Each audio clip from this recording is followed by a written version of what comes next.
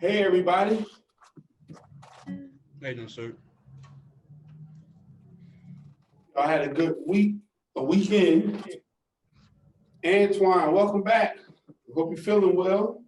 Yeah, I'm feeling a lot better. I still got a little mucus, but it's better than last week. Yes, that's it. Getting momentum to get into 2021. My name. Sean, what's up, man? How you doing? You feeling better? I know you had a lot going on. Yeah, I'm good, man. I'm good. I don't think I was feeling bad. I just had my daughter I had to deal with something with her, and then like all the stuff. I'm trying to balance this into everything that I got going on right now. So I'm having a little bit of a struggle, but I need to rearrange my scheduling and figure out a time where I can focus on this and the homework portions and what I've got left that I've got hanging that need to get done. Listen, man, again, this is adult learning. So if you need to take a break and reach out to me, we have the recordings. I believe Antoine has been able to follow us via the recordings, correct? Yes, sir. And again, we are available to you after the fact. So if you need to reach out to me on another times to get some questions answered and things of that nature, by all means do so. We want to make sure that you're able to do the things you need to do, get all the information, so you don't have to worry about it, because things come up, especially as parents. If something was going on with my kids right now, I wouldn't be in front of y'all. Yeah, I think a lot of it is just trying to learn how to ask for help, because I'm not used to that. I'm used to just trying to do everything on my own and like just get through it. I understand. But I mean, I need to start doing that. Yeah, just we here. We here for you. We understand. Trust me. We both took this class before. Everyone and I took this class before. Again, y'all met Tom. I used to aggravate Tom all the time. So I would get there an hour earlier and be harassing him, and he couldn't run for me. He couldn't use no screen because we was face to face. And Tom usually has a bucket of candy in his classes. So I'll be there eating Reese's cups, talking his ear off about the lessons. So trust me, I definitely get it.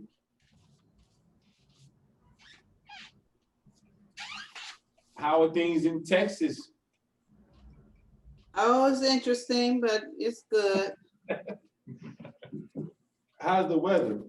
It's warm today. Actually, it's in the 80s today. Oh, I was man. able to pull off 4 large green peppers out of my garden today. That's good. That's good. Yeah. Y'all guys are not experiencing the voter suppression, are you? Mm-hmm. You're not experiencing the voter suppression, are you? I haven't. And I'm sure it's out there, but it hasn't bothered me in my goal to vote my convictions. Voter suppression. I covered a story about California, so I think they had a lot of stuff, fake ballots out in California. Y'all hear about any of that, Captain or Sean? No, but what I did hear about is people setting fire to ballot boxes. Really? Yeah. Yep. Wow. That were full. What? Yeah, I didn't hear about that. I heard somewhere about the fake ballot boxes, and that was it was disturbing. We haven't made our way out yet, but did realize we have like a voting location with the drop box about 5 minutes away from us. So it'd be interesting to see, especially, I mean, we only been here 3 months, so we don't know the climate under normal circumstances, but it's interesting to see what things are like in this part or these parts. California is real. People in California don't bite their tongue about nothing. They're very wide open how they feel about anything political. So it's different living in the South, and you know, you can tell right. You know, people it's visual. You know, they show up to the poll with, you know, all blue, all red, American flag or the Confederate flag, one or the other. Well, our news here is starting to they're starting to boost up the COVID scare. Oh, you know, we don't. You want to stay in the house? Don't nobody go into your families for Thanksgiving. It's like they're trying to prep us for them locking down when the election comes. I guarantee. I think that's what's going to happen. I agree, especially if we go a certain kind of way. So, It just sucks that we have to live like this, man. I mean, we're like, what? Like, how did we get here? 2020 has been a very interesting year, but this is why this class is so important. Not just the knowledge and the things that's in the curriculum, but meeting other individuals from different walks of life, different sides of the country. You start to have options because people are going to tell you you don't have options. And there's nothing more important than the relationships that people are going to build here. When everybody's in the house, trust me, it's rough running a business when you can't network. And one of my saving graces was I joined this leadership group, and every Monday we would meet 7:30 for an hour. And it was just so amazing. I mean, people from all over the world, not from the country, all over the world. I had people from Sweden and, you know, other parts of the UK on this group. So, you know, that's like different time zones. And people in the West Coast getting up at 4:30 on this call, serious about it. But we were able to do business with each other and connect. And the call is dying down now. It's just supposed to end at the end of the year. But I mean, we've made so many connections and done so many things that it's going to carry us into the next year, no matter what happens. And so this is something that I would urge you guys to utilize in this situation. So it's very, very important. Today, we're going to be talking about one of the most important, we don't always say most important parts of this thing, but the business model canvas. Who said something? Okay. The business model canvas is really like the nuts and bolts of getting your company up and running, and for you understanding who's your target, going back to your market research, you know, why they're your target, talk about your money, talk about how much you're charging other people, why you charge them, you know, your channels, and we're going to break it down. But the most important part of the day is always, what did you guys do differently from last class to this class? Or did you have any changes? Anybody get any sales? Anybody get new flyers? Any new updates? I'll jump in there, Jay. So I actually had a opportunity to explore like some contractor work, and it's on the like nonprofit side, and kind of has my wheels turning. I haven't fully processed, but I talked to Emerald last week, and we were kind of looking at how there could be a for-profit and a nonprofit arm. But in doing the contract work, I am now wondering if this is kind of the setup for me to get experience in that and then go further in it on my own, or if it's an opportunity to say, hey, in this way, in terms of working with nonprofits like community organizations and so on, if utilizing or leveraging the resources of another company is the easier way to do that and come in and still be able to make an impact upon people and that type of in this specific arena, especially given how transient our family needs to be. And Jay knows my husband works for the railroad, so we just relocated. We've been in California 3 months, and it's definitely likely we're going to move again. So I don't have the advantage of saying like, hey, our roots are here.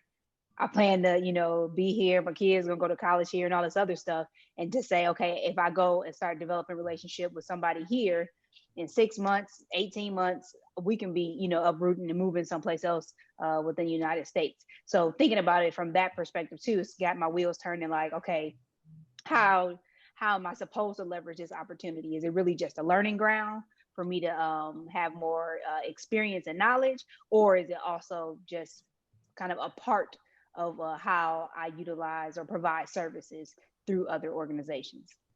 I think that's great, and it's going to lead into what we're talking about today for sure. Y'all give her, there you go.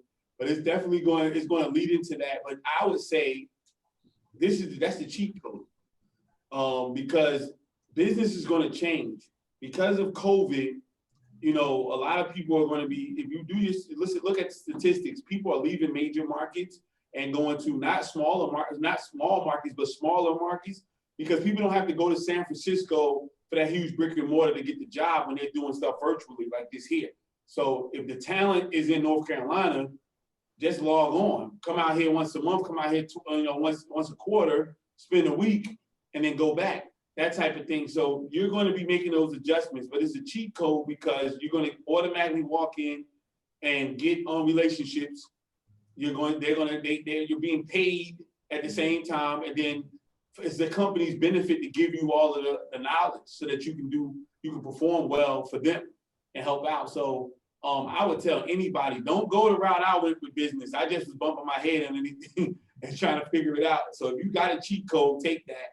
So I think that's a good look, Catherine. So don't worry about your geographical location, because that's not going to matter. The world is getting smaller and smaller by the minute. So wherever you are, they're still going to want to do business with you. If you get connected here, they're probably going to say, hey, you know, it don't matter if you go back to Texas, go wherever you decide to go. They're going to be like, hey, look, I still want her. And it's going to go from there. Anybody else? So I have business cards. I bought business cards recently, not too long ago. So that process is everything cool. I like to show y'all one of them. Really nice. Other than that, I found everything that I had like planned for, like everything I've been looking for in my notebooks. I found them. I wrote them out, put them in my new notebook, and like just organize everything together. But this is a business card. Oh yeah, love it. Front and back. So now it's just now the plan is to get my website name trademarked and making it into like a LLC. That's to make it official. But at the point, I'm just using this class to organize everything. And now I was doing the homework for yesterday, which was the finding assets, looking at the market, and everything. That's where I was stuck on. I'm still stuck on it, but I wrote majority of out. Now it's just like ask questions, and also reach out to us. I know you've been out, so if you need to reach out to us, please do by all means. And get that LLC before you get your trademark. Trademark takes some time, so you can get your LLC in days. Trademark might take months, so you can still do business. And then also, and we're gonna have a lawyer in here that deals with that. But I know enough to know to tell you that if you're doing enough business underneath that name, you have a dog in the fight to stop somebody else from using it. A lot of times, people will come with big money and try to kind of bully you. As long as you're willing to fight for it, you can get it. Like McDonald's can lose their trademark tomorrow, but you still can't use it because everybody knows what the Golden Arches is. Yeah. So they have enough clout behind that trademark to where they don't even have to pay for that trademark anymore. They'll still be okay. All right, so get the it's just a little tag, a little tip. Definitely get your LLC because we want you to keep your business rolling. And probably you can get it in a day, depending upon your state, how the state goes. In I think in New Jersey, it might, but you probably have it within the end of the week. If you pay for it tomorrow, you'll have it by next week this time. So how much it costs? Don't hesitate to for that, because your trademark can take months. All right. How much does it cost? Yes, sir. It just depends on where you are and then the attorney you use, but be prepared to pay somewhere between $1,000 and $3,000. Okay. Yeah. And he's talking about not the state trademark, talking about the copyright for the whole thing. Yeah. So be prepared to pay somewhere like $1,000 to $3,000. The trademark? Or Yeah. LLC. No, the LLC is probably like $200. Yeah, that's- All right. In New Jersey. I have a question about trademarks. I mean, I know what it costs here, but I don't know exactly what it costs in New Jersey. But here's when we're in South Carolina, I think it's about 125, 150. Yeah, so it's not gonna be too much more than that. Change differentiates between what state, but you're not gonna pay but a few $100 at the most for that. But the trademark, like we're talking about patent and trademark, that type of thing, that office, yeah, you're gonna pay some money, and you should be trying to get an attorney to help you, so you gotta pay those fees. So I don't know what their fee is for that. So the fee might cost you about $9.99 or $800, but you gotta get an attorney to do it right. Otherwise, you'll be sitting there waiting for 3 years for something that should have took you 8 months. All right. Appreciate that. Yeah.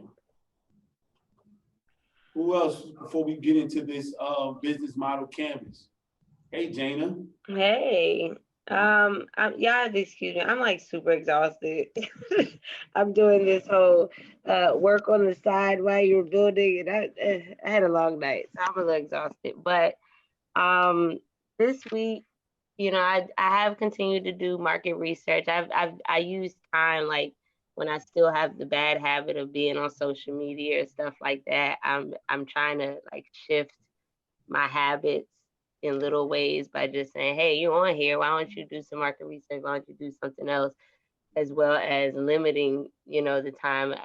The first or the meeting we had where you all's FastTrac original coach was there, and he kind of went over all the reasons of people need to really think about being in business. It kind of took me aback, and so I've just kind of been still continuing to work the processes, is thinking about business plan and researching the different things I need to do, but just realizing there's the internal discipline that's required, and just trying to make those adjustments before I get too far ahead of myself in other areas. So I'm gonna tell you right now, if anybody on here has a 9 to 5 and you're doing your business on the side, just go. Just do what you need to do. Because you're gonna learn more by doing that exploratory phase. You have to explore. It's gonna be too much what ifs, and then you know what, 10 years go by, you don't do anything. So if you working and the business is not what's gonna pay your bills, take a chance. Try some things, you know, see what happens. Everybody's market is different. You know, everybody's market is different. Everybody has different skill sets. You know, you might be like, hey, listen, I can tell you theoretically, just because you know how to cook chicken, don't mean everybody's gonna buy it. You might be like, Jay, you haven't tasted my chicken. Like literally, I'm telling you, this chicken's gonna be the best. So try it, and then you might sell out that day and in the next 5 days after that. And so Jay could have been wrong, you know, but it just all depends on what the circumstances is. But if you're not in a space where you're strapped for cash, or that's the thing that's gonna pay all your bills, then take a chance. You know, I ain't say take a big chance, but take a chance. You know, see what's going on. Get your business, go ahead, and we shouldn't come back here without, like you just showed, you got a business card. Antoine got his business card. So go ahead out there, get the license for the business, you know, do that. Take 3 meetings, you know, this week.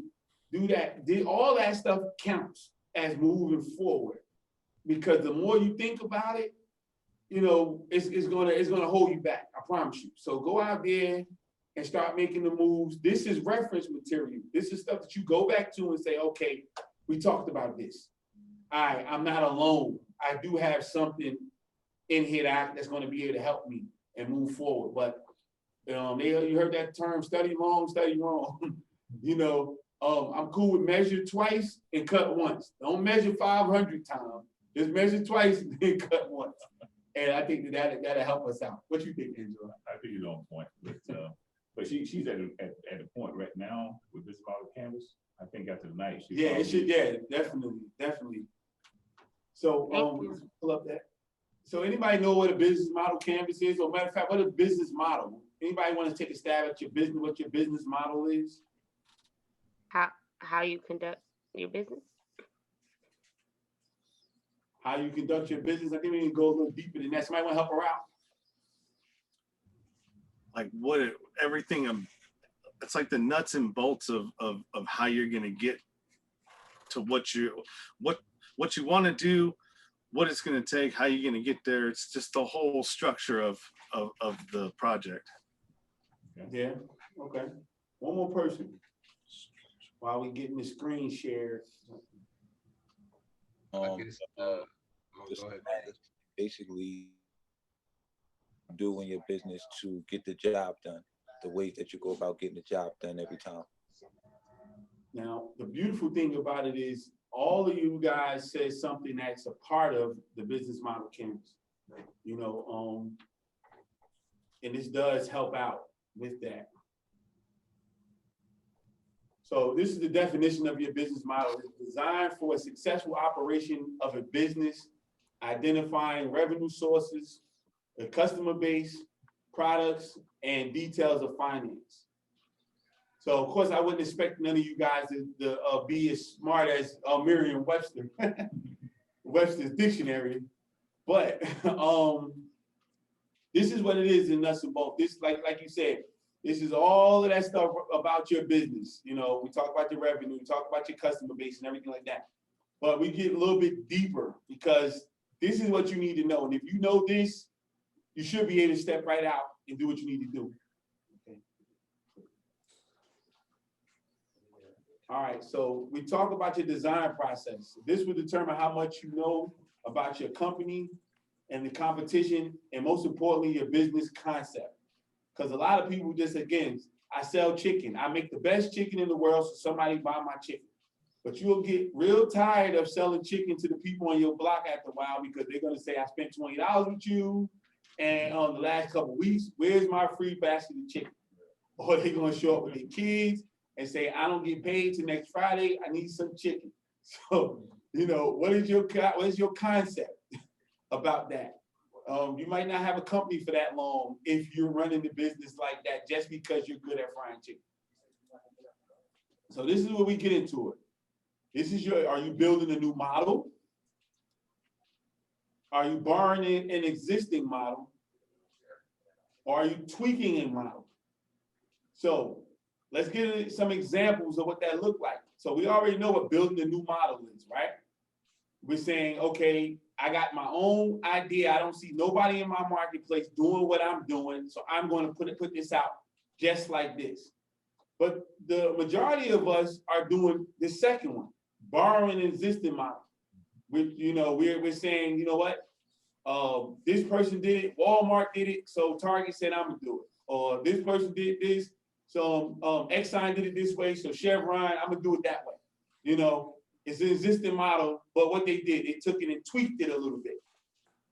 And so some people just straight take somebody else's model, they call it borrowing. Some people have the courtesy to tweak it just a little bit and, you know, try to make it their own.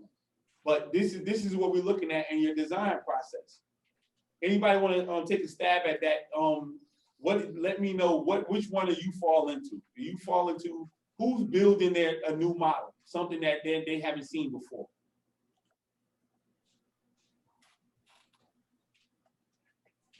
I'll start now. I feel like my models is still pretty new. Like I don't feel like nobody has really gone about it this way. But I also see that there's not a lot of competition, but there's small groups that's also trying to do the same, not trying to build the same thing I'm building. Okay. At the same time, which is crazy. So it's all about who gets to it first, huh? Yeah. So Jay, I kind of have a question about this. When you're saying, okay, the business model and like you said, you compare Walmart and Target. Are you saying like, okay, Walmart and Target are both large like warehouse type businesses that have products and services, or because they choose to have an online business and an in-person store, and which aspects of a model are you looking at? Are you looking at what we're providing? Like, for example, weird to say Miss Thompson, but me and Miss Linda, we were both talking about providing services, education, and things for the young people so they can be prepared. Mhm. I look at these as I don't, I see some like programs out there for young people. So I would think based off that there's an existing model, but maybe our approach might be tweaking the model. That's my initial thought, but I don't know if I'm following No, I think design process. right. I think you're right. So going back to the target piece, and if you want to touch it, Angelo, so easy way to differentiate from Walmart and Target is the customers, and we're going to get into that. Walmart and Target are kind of the same setup, but they have a different customer base. You can tell that via their pricing structure, those type of situations, who comes where they're located geographically, where they put their brick and mortars. These things start to change, and we're going to get into that going into the next portions of the business model canvas. But you start to see how they differ. Costco and Sam's are kind of borrowing the same existing model, under two different companies. You see the difference? So it's like it's different situations. So it's all of us are doing something. We either doing one of the three: building something new, borrowing an existing one, or just tweaking. Because some people just literally say, I'm gonna do the same thing you're doing, but I'm gonna do it across the street. Sprint, Verizon, all of them, they're literally borrowing an existing model. If you mentioned about those two earlier, and the first thing that popped out of my mind when you mentioned Walmart and then Target was size. Business model doesn't really, per se, take them out in account in terms of size. Really doesn't matter in terms of a modeling. But if you look at the example I used to use was Kmart, and how, remember Kmart, I don't think Kmart exists anymore, right? They come all gone. Very few. Very few, yeah. And so who do you think looked at Kmart and said, well, we can make it better? Which one when I looked at Kmart and said they can do it better? That's good. That was Walmart, right? Mm-hmm. So Walmart they looked at that and said, hey, we're gonna make this thing better, and we're gonna show you how to do it. And Kmart didn't rebound from that. They didn't try to figure out a way to, coexist or reevaluate where they are, and then try to make some changes, make some adjustments. So in this business model canvas, that'll give you opportunity as you grow in your business to make some adjustments as you grow, or you tweak something later on, you see the challenges, you can go back and say, hey, I want to make some adjustments. So just food for thought. And also you look at two of the people that we're using right now, Apple and Microsoft. Yeah. The difference is the customer base. Apple wants the techie and high-end customer. Microsoft's for everybody. They wanted everybody at every price point to be able to afford a computer. But Apple didn't care if everybody can afford their computer. I need a certain type of person to have my computer. And so they're all selling computers, they're all selling phones, but you're going to pay way more money for an Apple computer than you will a PC. That makes sense to y'all? Yeah. Yep. Okay.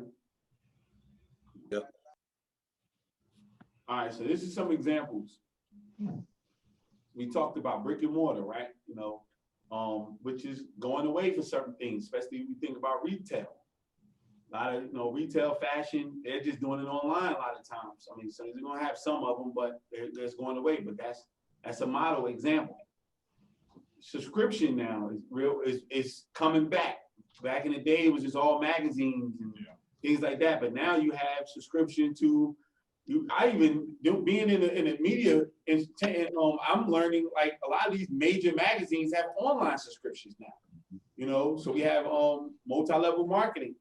Everybody know about these businesses, right? This is a whole business model. Direct sales, we talked about that a couple classes ago. Some people whole thing is direct sales. E-commerce, we talked about that with the clothing and some of other things. I'm in the e-commerce business. I knew an additive to my company, being straight e-commerce. Service-based. This is my contractors. That's right here. My consultants. People that got cleaning businesses, things of that nature. Service-based businesses. business to business. This is a whole model. This is some of the model that some of you us on here right now need to think about. Business to business. Sometimes you don't want to do customer to customer. Coca-Cola is business to business. Pepsi is business to business.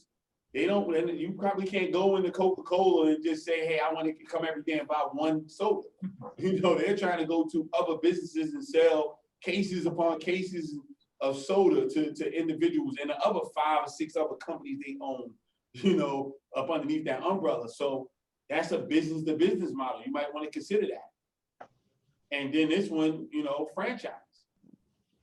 McDonald's is probably one of the greatest business models from an execution perspective that you ever want. I mean, you have books written to that effect. Why? Because they have a franchise model where anybody can do it. You know, this is one of the first models set where you don't have to have the smartest person in a position doing a job, because they can train anybody to do anything. That, how much money you think they're saving the CEO by having a 16-year-old be able to come and work the fries, as well as, you know, by the time they're 18, run the whole store and be a manager. And they only gonna want a little bit of money for it. Once you get your nice college degree and everything like that, they're gonna have to pay you out the wazoo to get you to do that stuff. But they figured this out. That's a business model. So which one of these somebody fall up underneath? And which one of these you have never heard of or thought about? 2 people. Jay, is there any such thing as a combined version of these models? You were waiting for this question, huh? So it is. It's not so much combined, but you got to look. Some people have a brick and mortar. Some people have the e-commerce, and some people, you know, are dealing some part of it business to business. You know.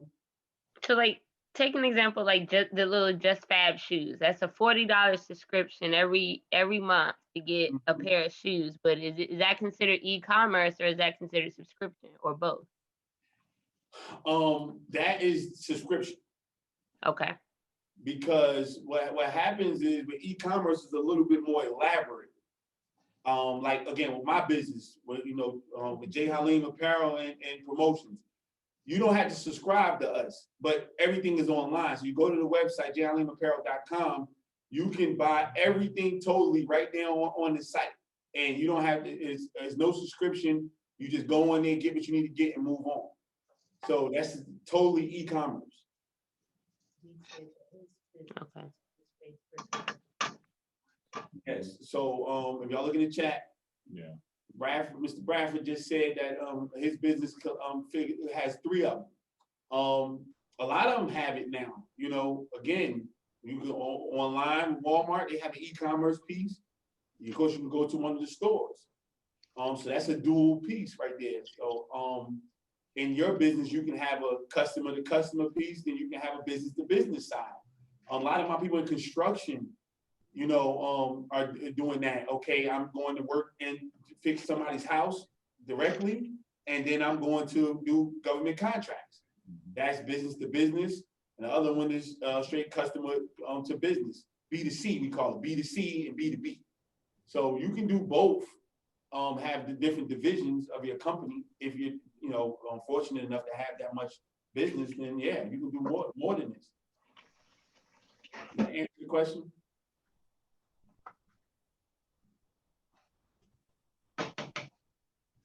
Who hasn't heard of this? Any of these? Can you explain more on direct sales and like business to business? Can you explain, like, for example, direct sales, business to business? Well, direct sales is like you setting up at the flea market. All right, okay. And business to business? Business to business is, again, it's just how it sounds. So I choose to sell my products to nobody but other businesses. And sometimes that's less of a headache, you know, for you want to make more money, you want more of a commitment, you want contract work as opposed to somebody just can come in and out. This is the clients as opposed to, I know you wasn't in some of those classes, but these are clients as opposed to customers. You know, sometimes You just go straight, like I had a cleaning business. When I was cleaning houses, those were just customers for me. I go clean their house, go from there, and I'm done. But you can have them coming back around. But the thing about that was when if the daddy loses the job, you can't go and sue them and say, well, you wanted me to come for the last 6 months, and then now they lost their job. The first person to go is the cleaning person, because all of the people, all of the extras go, all the luxuries go first. See, but in business, you go get a contract with the government, and they say, okay, we're going to suspend the contract. They still got to pay you for the next 6 months. They still got to do that, and then again, they can give you that type of security that you need financially. So people make that decision. Sometimes it's better to sell directly to businesses. If you're in a steel business, are you selling to individuals or are you selling to businesses?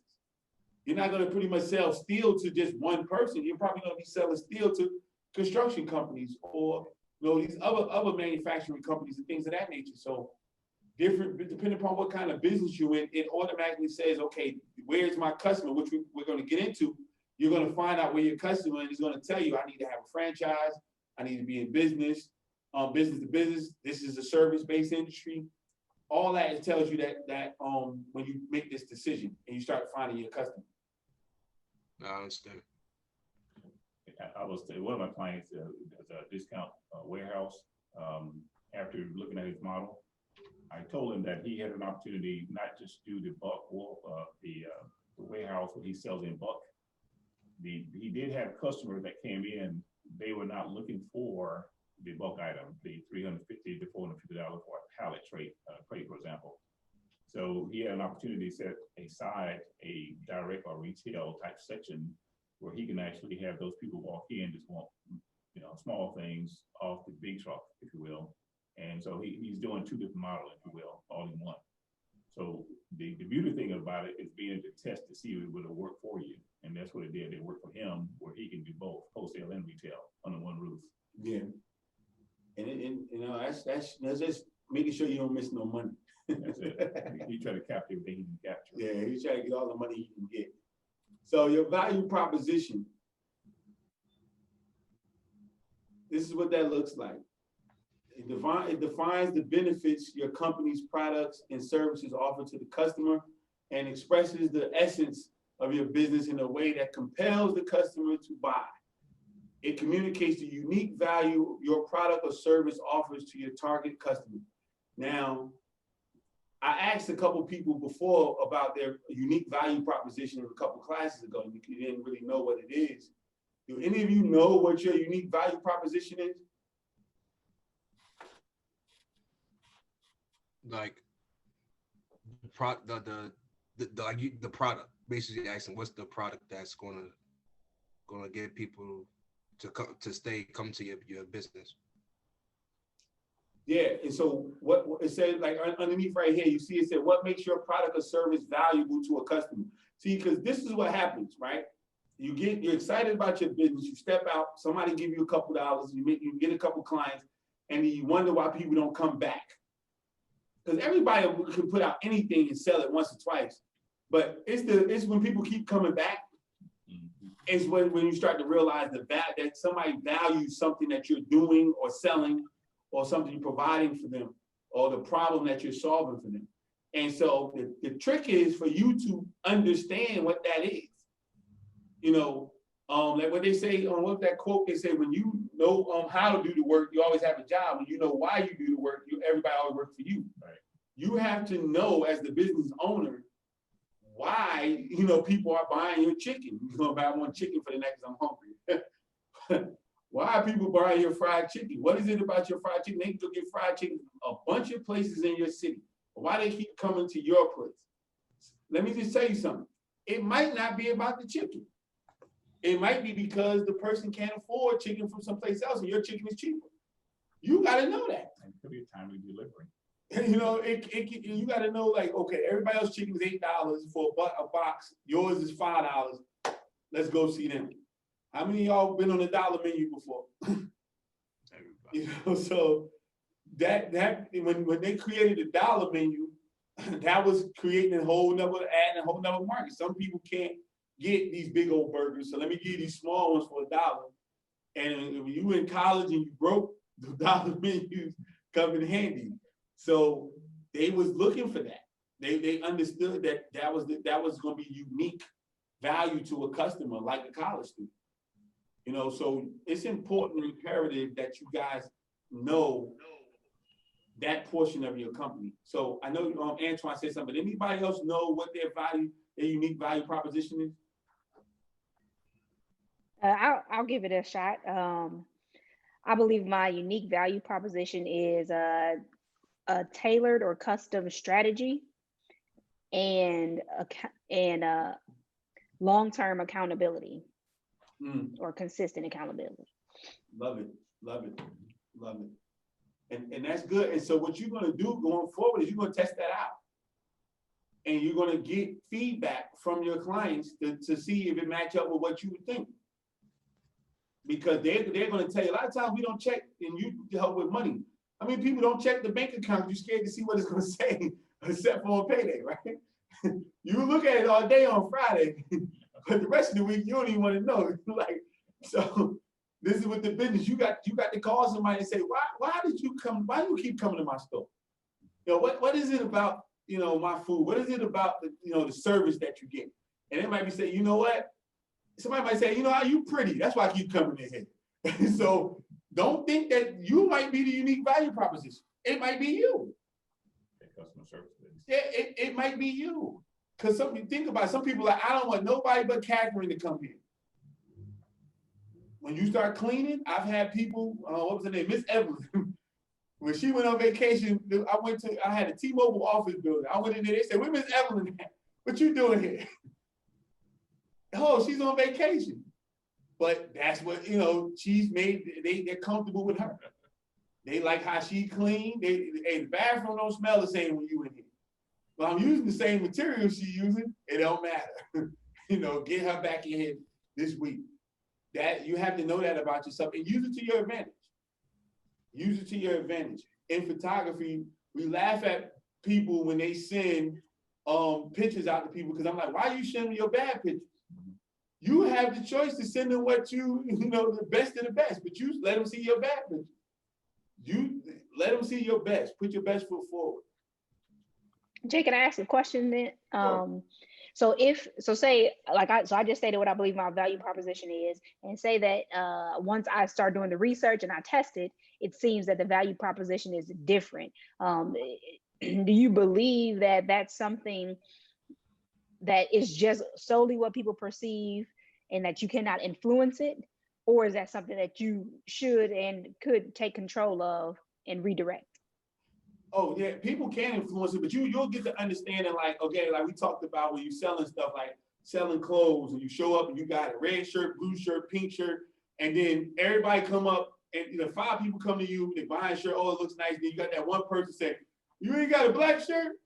You see, I got everything I got right here on the table.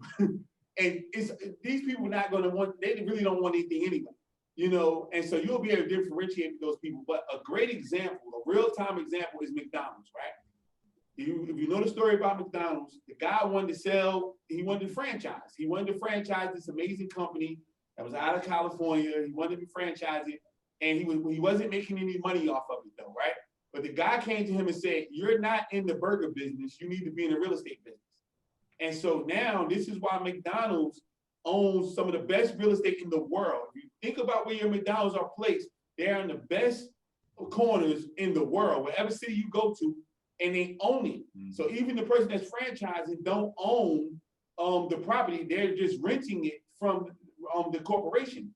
And so they can sell all the burgers they want, but the money that they're making, the long-term money, is that they have the best real estate. That they own all of that right there. And he made that pivot. Back house pivot. It wasn't the outhouse pivot. The people outside buying the burgers don't even know that that's what happened. But he made a back of the house pivot to understand that, hey, this is where we're going to make our money. That makes sense?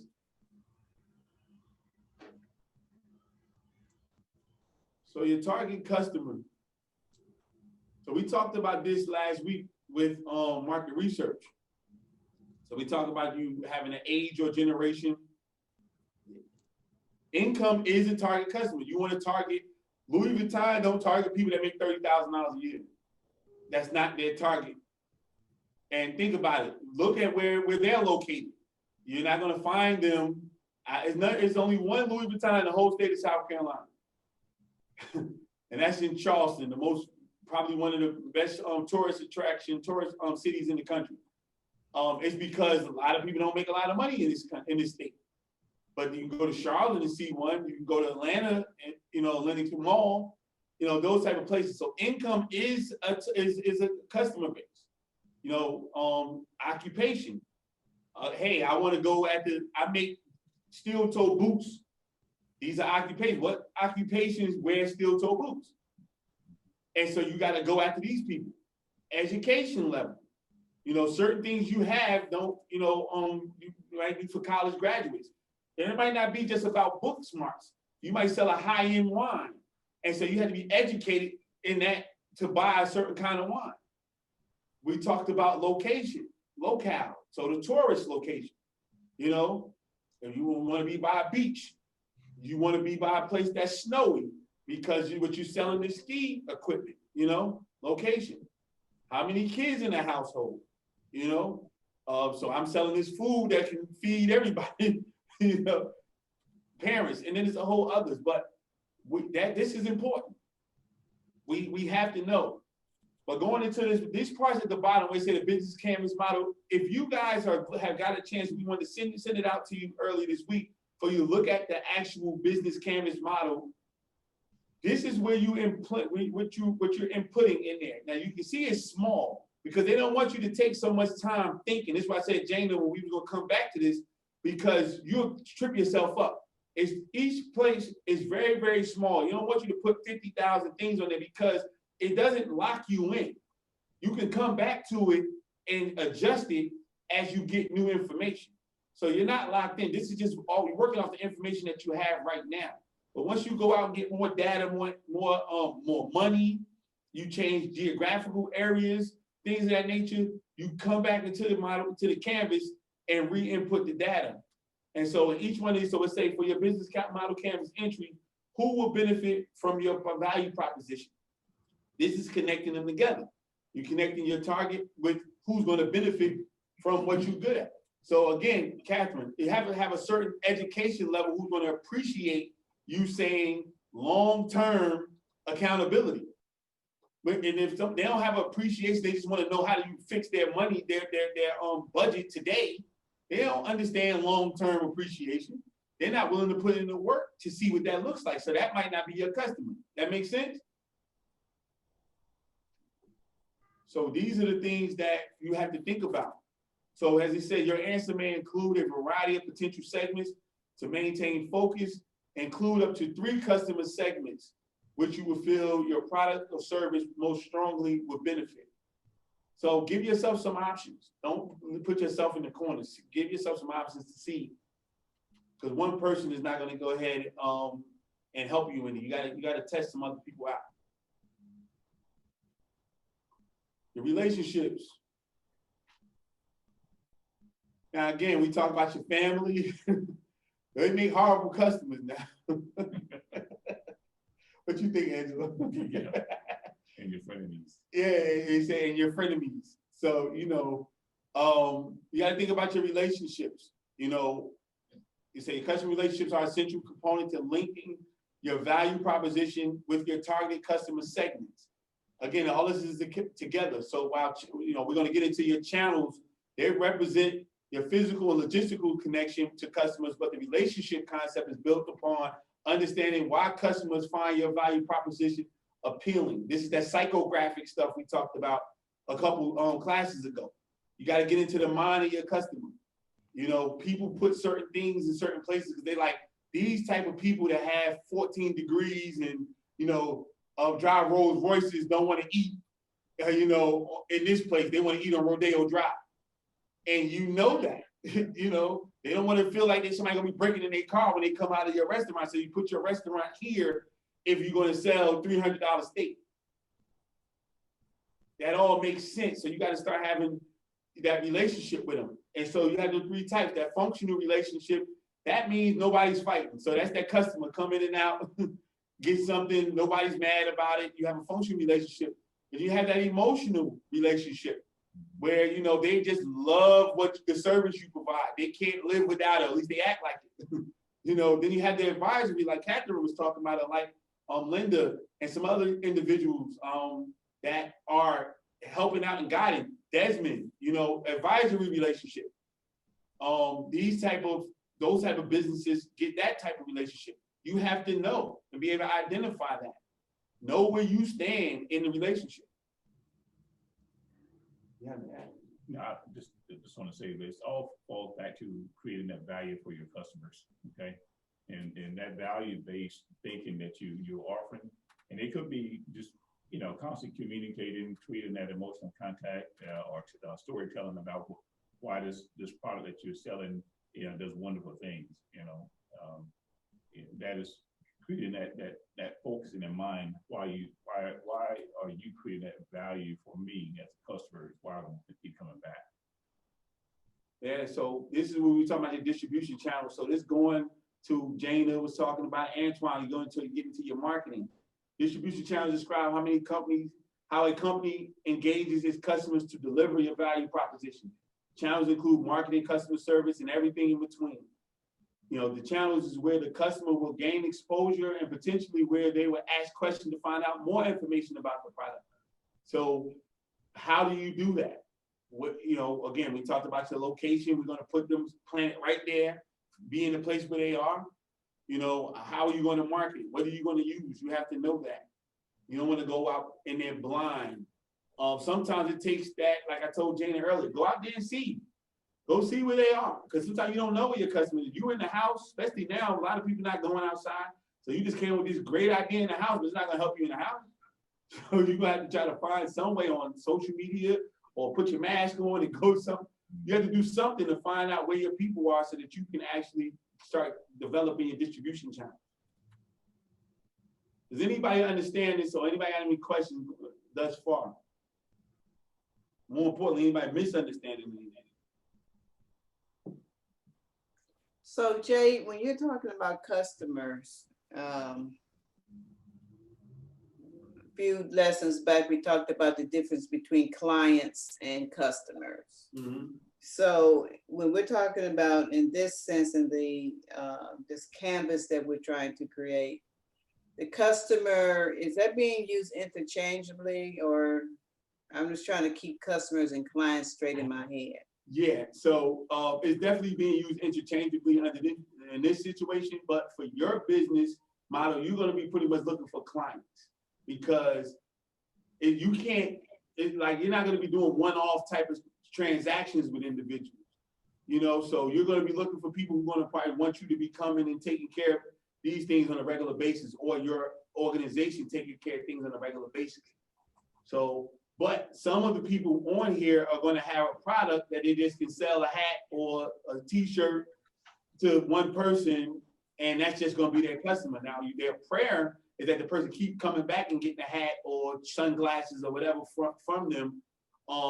This is when they'll start to think of, hey, maybe I'll get a business-to-business client where they're buying in bulk from me monthly, buying 25 or 25,000 pieces every other month, and that changes the whole business narrative. But for the teaching purposes, it is being used interchangeably. But that's where you have to know your business, and certain people's business is set up for a client-based scenario more so than just having a one-off customer base. That makes sense? All right, everybody want to hear about their revenue streams, right? This is the fun part. Everybody like, get to this, get to the money. The lifeblood of a company. Understanding the characteristics of the various revenue streams can help you assess whether your business model is viable. So who knows how many streams of revenue they have? Potentially, or just right now? Potentially. Potentially. How many are you going out to guide? How many are you seeking to get with your business? 3 or 4. 3 or 4? Yeah. Okay, so you're starting out with 3 or 4. Can you mind sharing them? All right. So the goal would be to have 3 or 4, but to start, it should be the subscriptions, getting people to subscribe to the website. That would be the first revenue. And the second one would be selling t-shirts, selling sweatshirts, selling clothes. And that would be the second one to attain the fastest. Okay. Singleton, you said 4. You want to share it with the class? Yeah, sure. Can you see me? Yep. Okay. Well, one would be public speaking as an authority on the topic, to do panels and conferences, and now in this case, live streams. 2 would be to do have my service like a full consultancy, done for you services. Mm-hmm. Coaching. Okay. And then in the future, a course. Okay. That's good. Yep. So how many people just have one stream of income? What y'all think about that? Do you feel, how many have one in mind right now? About that, I think we just have one, coach. I mean, we target residential, and hold on, I'm just clicking the wrong thing all day. There we are. We have residential and commercial customers that that we're targeting, but we have we're also pushing a subscription platform, if you will, but I guess ours would be one. Okay, so I put that up because even here it's saying having only one revenue stream is sufficient and doesn't necessarily need to be multiple streams. Now, I want you guys to think about that, because depending upon what your business is, in the beginning, you don't have to have 50,000 streams of income. We got to get something right first and then move on to the next thing. Because sometimes that's what trips us up. We're trying to do 50,000 things, and we can't get this one thing right. Because we just think about how to make more money as opposed to providing a great service or delivering the best product that we can have. When the titans that created this country business-wise, it was just Andrew Carnegie just selling steel. He was just selling steel. They were just selling oil. They were just doing like certain things. This is one thing. Then it started diversifying later. So it's okay to master something. It really is. I've made plenty of mistakes trying to do 50 things instead of just sticking to one. So if you can get better and better at that one thing, and then that's on autopilot, then you want to shift to the other one, by all means, please do that. Don't put yourself in this situation, because the more things when you add another thing, it's not just the money come with it. It's all the problems, the trouble, and everything else come with it too. So be prepared to handle all of that besides just the extra revenue. That sound like something that makes sense to y'all? That makes a lot of sense. You saying that just brought things to mind. Like when we were kind of deciding, because it's two other business partners, and we looked into servicing vehicles. It's like, okay, we're already taking care of the house, so what about the car? And it got to be, you could see a lot of different ways to go. And I think it might have been Keisha or myself that just kind of said, let's just start here. There's enough money to be made. If we master this, then we can venture off. So it's like we put it on the back burner that it's something we can offer later on, because I've got a relationship with a car dealership. My brother has a relationship with a major car dealership, but we just didn't want to spread ourselves too thin. So what you're saying really resonates with us. So I think we did good to just start off, get your feet wet, and then go from there. I was wondering, in that same scenario, Mr. Brown, were you considering also like hiring different additional persons as you begin to grow and expand your revenue stream? Absolutely. As a matter of fact, we wanted to keep everything in house. So we've got our son just turned 13. And then we've got close friends that, we could probably just bring someone on almost. I mean, we'd still pay them, they would still be employees, but we had a certain mark that we would hit that would be too much for just the three of us starting out. And at that point, we would know, okay, now it's time to bring on one other person versus hiring 10 people and there's not enough work for them to do and we're still having to pay them. Yeah, you got a good problem to have, if you know what I mean by that. Yes, sir. Yeah. Good. We're hoping that we're expecting that to turn out that way. Where's the Lewis family at? How y'all doing today? We're doing pretty good. How you doing? Doing well. So you guys want to weigh in on these revenue streams?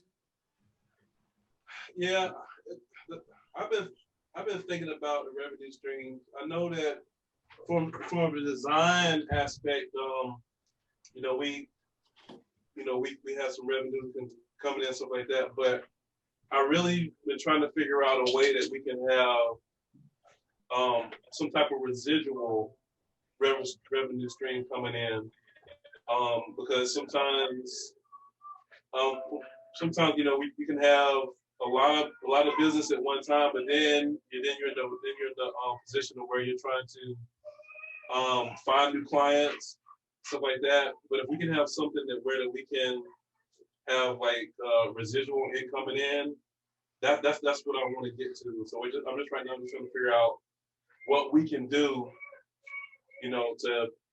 to have that as well as the clients. Yeah.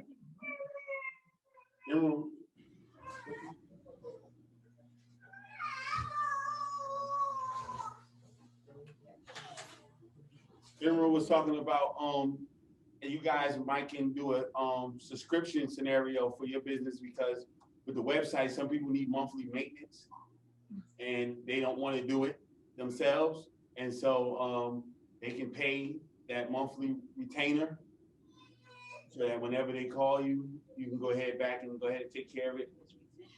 Yeah.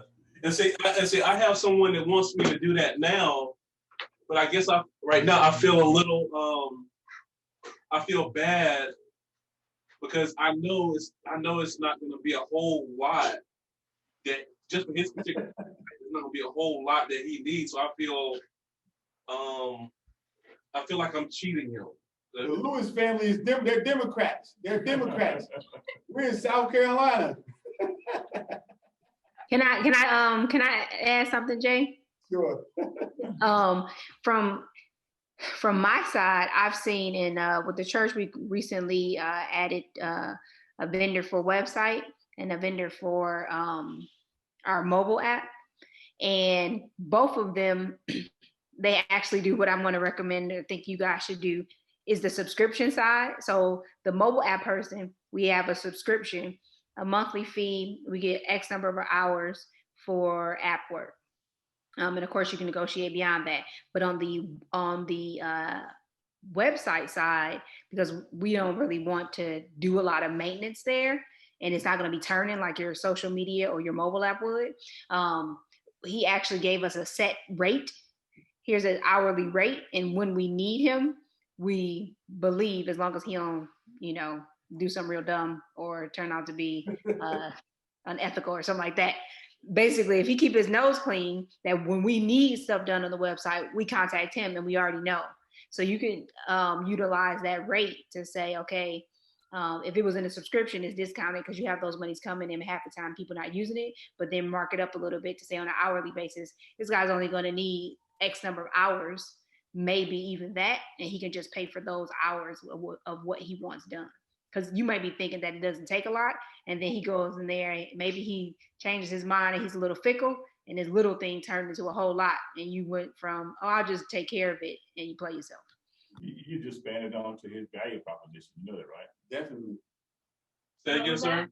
She just expanded on to your value proposition.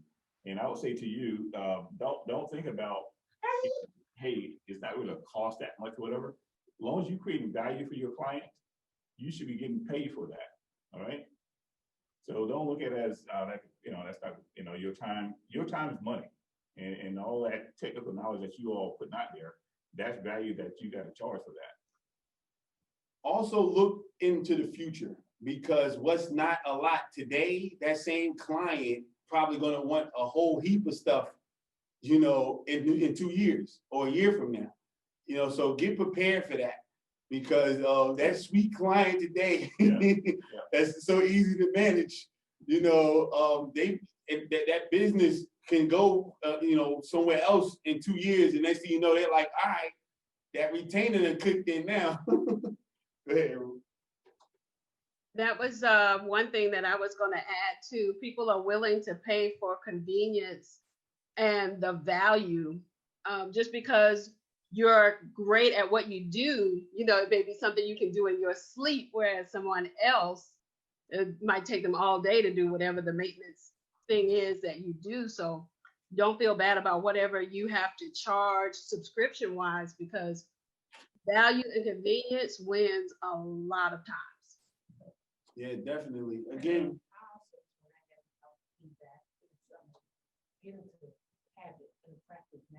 oh yeah, Emerald said get into the habit of asking for your money now.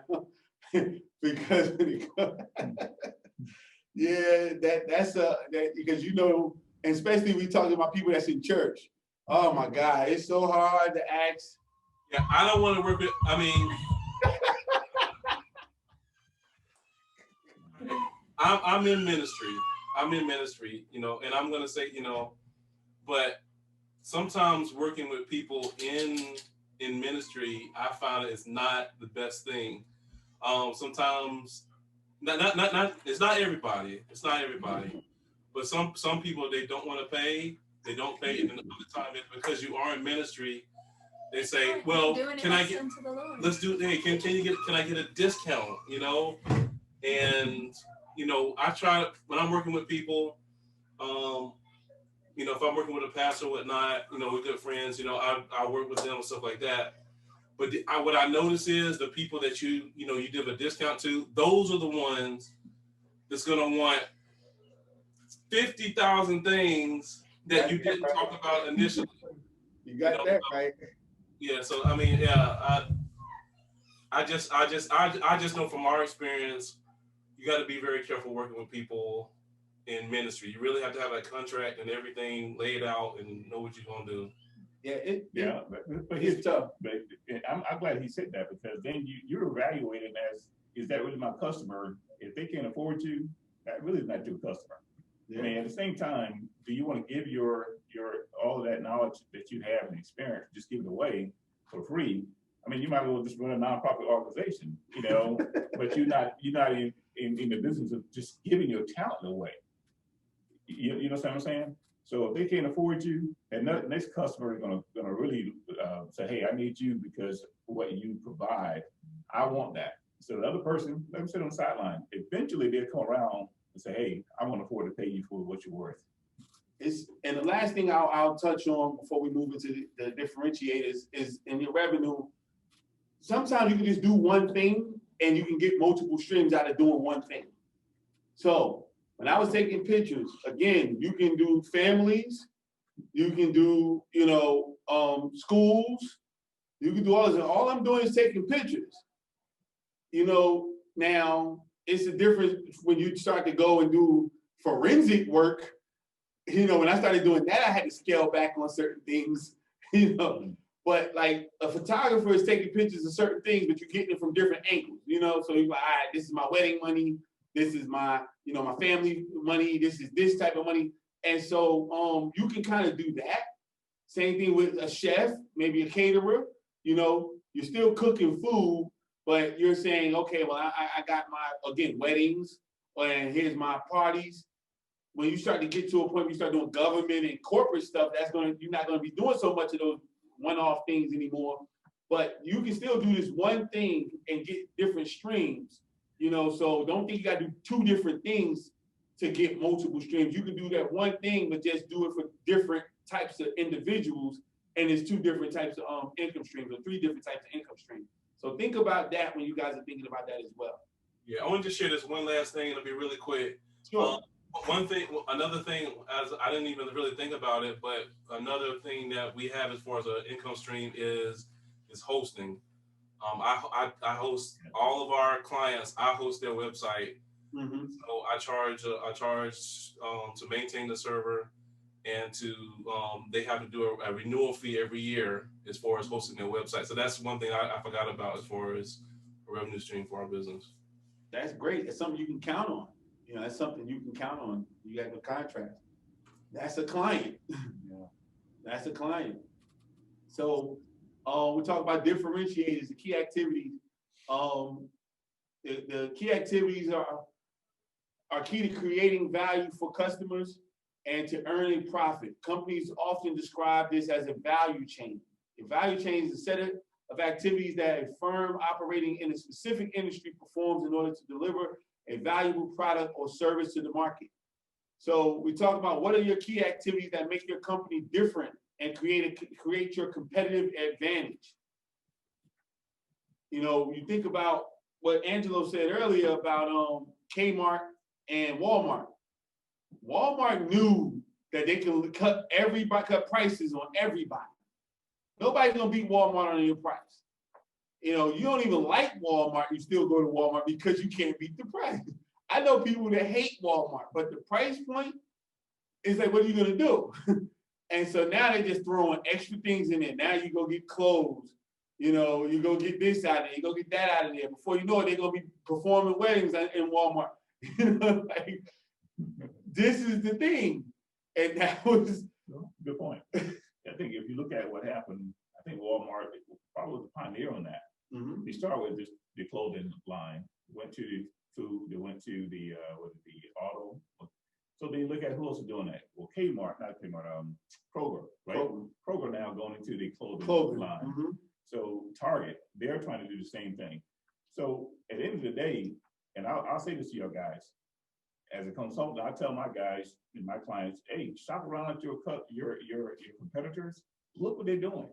Hey, shop them and see what they're doing, because you can learn from your competitor. Hey, that's what Walmart did to Kmart. They looked at them and say, hey, we're just going to take you and we're just going to manipulate this whole process and we're just going to outsell you. And that's what they did. And Kmart just couldn't keep up. And that's what happens. So when you're working on your canvas, your model, and we're going to do this together. I want you guys to do it now, but on Thursday, we're going to go into groups like we did before, and we're going to be working on it together. But as he said at the bottom, make sure you just put the things that make you unique or special. Don't put everything that you do, all the activities. Just put the things that you feel that makes you unique or special in your marketplace. So for the Lewis family, if no one else around here is charging a yearly subscription, that's a good thing. If no one else doing a month-to-month scenario, you know, somebody might get smart enough. I'm working out of my head how Emerald and I can, with this new website and this new distribution e-commerce situation we have, how can I do a credit piece for some people? I'm trying to work out a situation where I can let it, hey, because I got my competition now is Vistaprint, Quill, you know, those type of places. These are my competition. So I know that these individuals, my company has credit with them. I order boxes to ship and they bill me later, you know? So how can I set up a situation where I can do the same thing? I'm working on that. We're new to this area, but I'm working on trying to see how I can beat that, you know, and get with them, or at least be able to have a dog in the fight. So you have to think about that type of stuff. Does that make sense?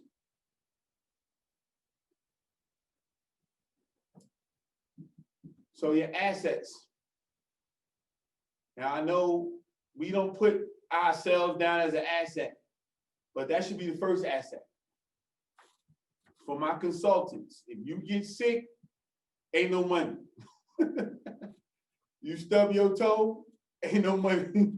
So you are the first asset. And I'll also give you a tip. Get you some, for my full-time business owners, go get you some disability insurance. Most insurance people will give you short-term disability insurance for little or nothing, 30, 40 bucks, 50 bucks a month. This will save you if you're the only person in the business and you can't work you got to have some money coming in. And so this will kind of float you for a year or so. And you'll be able to still get a check. So first things first is an asset, put yourself down. But then if you own a building and it's making you money, use it to generate revenue. Not just because you're in there looking cute, but if you generate revenue, it's an asset to you. The like Angela, not Angela, like Tom talked about when he spoke. Sometimes you don't want to have so much like you're getting clothes and stuff like that, you putting on your shelves, you can't sell it, your inventory. Sometimes the inventory is an asset though.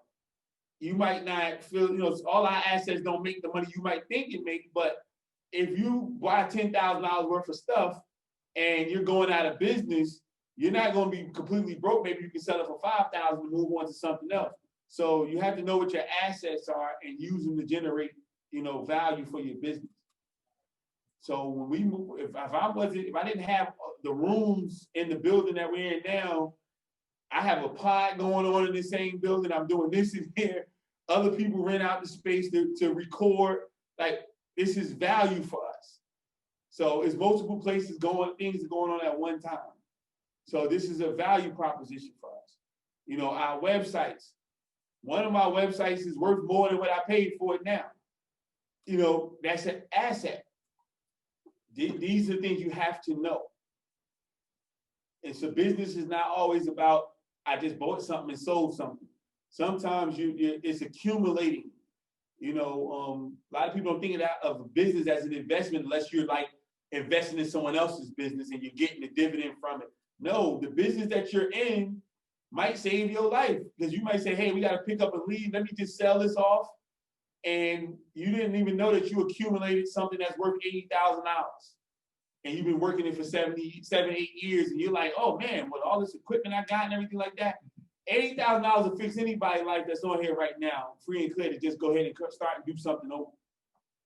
But you just been working it for years. So when you make these purchases, make sure it's worth something, not just to you, because everything you buy is worth something to you. But make sure it's worth it to somebody else. Because as they say, and Shaitan is on here in real estate, your house is only worth what somebody's willing to pay for, not what it's on. They might have a number out there on the MLS, but it's only worth what somebody's willing to pay for it. Ain't that right, Shaitan? Amen. Amen. Yeah, because you work with these clients and you put the 200,000, 300,000 on it, and they psyched up. And you say it's only worth 200-300 if somebody gonna give you that. And so make sure that what you buy, what you invest in is worth it to other people, not just worth it to you. So who has assets in their business at this point?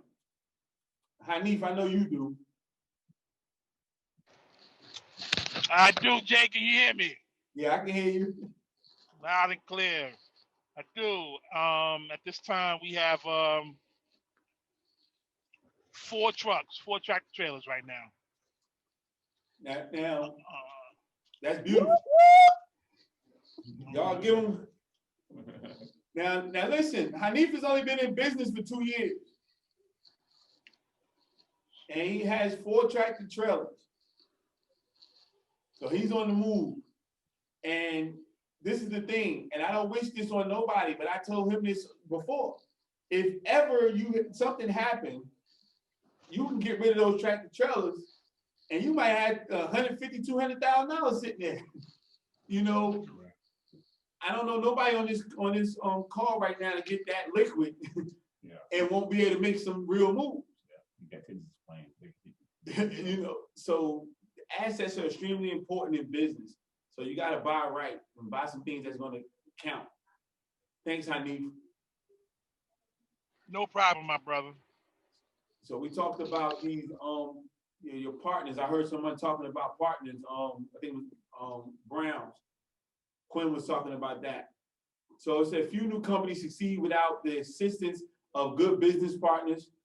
You may choose a partner to reduce your risk, leverage expertise, capture economies of scale, access markets, or acquire skills. There are at least 4 types of partners, but for partners, relationships and agreements can vary dramatically. So this is the thing about partnerships, and I teach about this in my book, my second book, You Won't Starve. Partnerships are about execution. It's not always about going to the library, I mean, going to the Secretary of State's office and signing your life away to a partnership. Angelo and I have a partnership. We've been working together for years now. His name's not signed on the dotted line, but we help each other grow. We have helped each other grow. If he called me tomorrow and say, hey, you know, we went and bidded on that cleaning contract for a client of his. Yeah. You know, he knows I have a background in bidding for cleaning contracts. And so he utilized that partnership to make that happen, as well as I know that if I'm trying to get a business loan for a client, I'm not going to do it. I'm going to call him because he has 20-something years of helping people get business loans. And so it's being able to leverage that relationship. And partnerships are a business tactic. It's not just a business structure. It's a business tactic. Make sure you put that down. Partnerships are a business tactic, not just a business structure.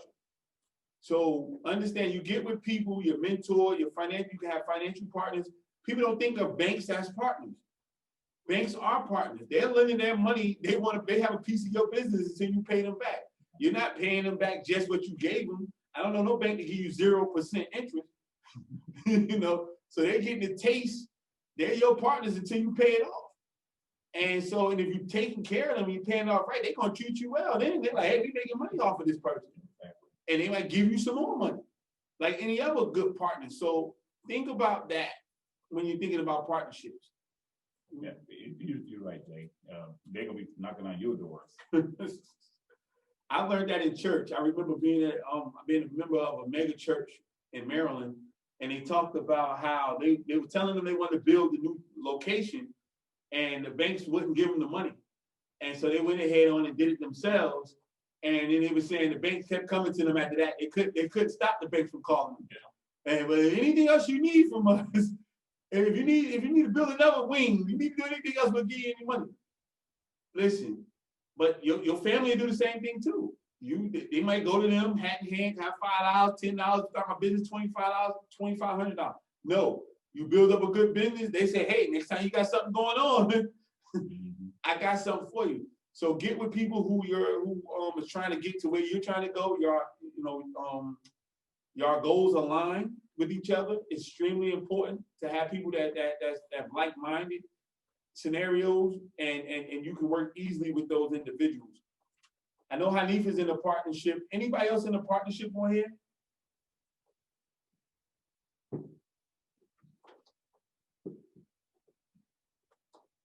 Nobody? Jay, technically, I'm Hanif's partner too. So. But in my social media business, I don't have a partnership, but I'm Hanif's partner. Yes. So Singleton and Hanif have partners. And Quinn, you and Joanna and Rob, y'all just do what y'all wife tell y'all to do. Amen to that, sir. Amen to that, sir. So yeah, but partnerships are sweet, but it doesn't have to be a marriage. And that's one of the things that I literally have to continue to tell people. They're afraid of partnerships. Well, we have to get to what we got to get to a lot faster. And if you do that, if you get a partner, it'll help you out tremendously. All right. And the last thing is our cost structure. Everybody, wants to know, what should I sell? Or what should I charge? Should I charge this? Should I charge that? Well, this is going to help you out. And I want you to look at this on your, when you talk about your upfront costs and how things are going to change over time. But one thing you need to know is again, back to your model. Are you having a build to order model or a build to stock model? What does that mean? So all my service-based businesses have a build to order model. So just know, when somebody call you, you run out and do the service, you build to order. But my people might have a product where you're buying up all your clothes, you stuck them in the warehouse until people call to go out and sell them. That's build to stock, or it could be machinery, whatever it is that you're selling. you have to know. But the thing is, you have to know what your fixed costs are and what your variable costs are. So what does that look like? I have this building here. I know how much the building is going to cost every month for me to be in this building. I kind of got an idea what the lights are going to cost. Or at least I used to. But now with virtual learning and all that other stuff like that, you know, we got the kids in here and all that other stuff. So that kind of changed. That started adding that to a variable cost. But you got to get to know what those things are. If you have trucks, like Hanif has trucks, so he kind of get an idea of what the fixed cost is with the trucks. You know, you have employees; those are fixed costs. Until you don't really want a lot of fluctuation in how many, you know, that open door policy, people coming in and out of your business. So if you keep your employees, you kind of know what that is. You need to know that because that's going to dictate how much you cost, how much what your structure looks like. I hate it when I hear people are trying to chase after what their, you know, your competition is. This is why you need to know what they're doing, because if you're in the construction business and your competition has a crane already and you don't, they might charge a little cheaper for you on the job because they don't have to buy a crane. You do. And so you can't charge what they charge. Just know what they do, get an understanding of their business, but you got to charge off of your expenses. You have to, they say, what's your price, not what the going rate is. The going rate is not your price. Your price is what your structure is and how you're going to turn a profit in your business. We can't, you know, assume we lose a lot of money, especially in the government sector, you know, the private sector. You go get a government contract and you're just so happy to get that every day or every week or every month money. And then next thing you know, you underbid. And you're losing money every month, every time because you're $20,000, $30,000 underbid. Bid your cost, not no one else's cost. It's extremely important that you do that. So whatever it is, expenses is going to cost you, gas, you know, Desmond, if you're training, try to train 6 kids at one time. I promise you, you'll get way more money out of that than going to different parts of town, training 1 kid this time, 1 kid that time. Go ahead, you only got to get 1 tank of gas to go to this park or this gym, and you got 8 kids, and then the profit margin to be a whole lot better if you're doing that. This is what your structure looks like. Does that make sense to y'all? Yes, sir. Who has questions about your structure?